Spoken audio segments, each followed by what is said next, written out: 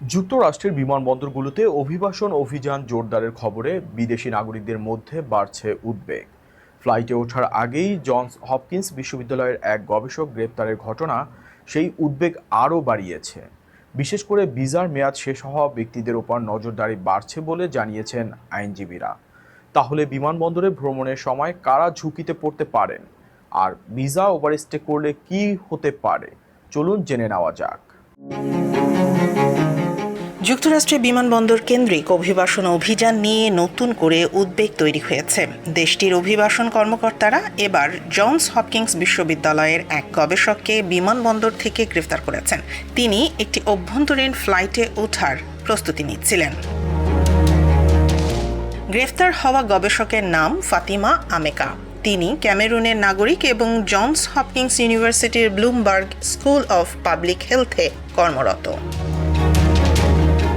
যুক্তরাষ্ট্রের department of homeland security জানিয়েছে, Baltimore Washington international থার hood martial বিমানবন্দরে তাকে ইমিগ্রেশন অ্যান্ড কাস্টমস এনফোর্সমেন্ট বা আইস এর কর্মকর্তারা গ্রেফতার করেন। কর্তৃপক্ষের দাবি, তার ভিসার মেয়াদ 2024 সালের জুনে শেষ হয়ে গেলেও তিনি যুক্তরাষ্ট্রে অবস্থান করছিলেন।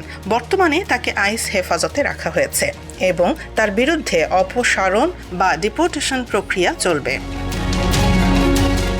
এদিকে জনস হপকিন্স বিশ্ববিদ্যালয় জানিয়েছে, আমেকা তাদের কমিউনিটির একজন সম্মানিত সদস্য।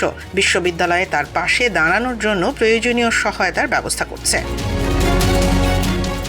আইনজীবীরা বলছেন, সাম্প্রতিক সপ্তাহগুলোতে যুক্তরাষ্ট্রের বিমানবন্দরগুলোতে অভিবাসন আইন প্রয়োগ ও গ্রেফতারের ঘটনা বেড়েছে। তাদের দাবি, বিশেষ করে যাদের ভিসার মেয়াদ শেষ হয়ে গেছে তাদের উপর নজরদারি বাড়ানো হয়েছে, এমনকি কারো আশ্রয় বা বিয়ের ভিত্তিতে বৈধতার আবেদন প্রক্রিয়াধীন থাকলেও।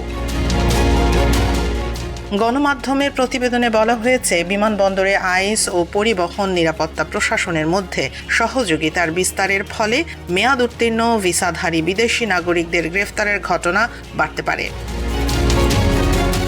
তবে এই ঘটনায় নতুন করে প্রশ্ন উঠেছে, যুক্তরাষ্ট্রে বৈধতার আবেদন প্রক্রিয়াধীন থাকা ব্যক্তিদের ক্ষেত্রেও বিমানবন্দরে ভ্রমণ কতটা ঝুঁকিপূর্ণ হয়ে উঠছে।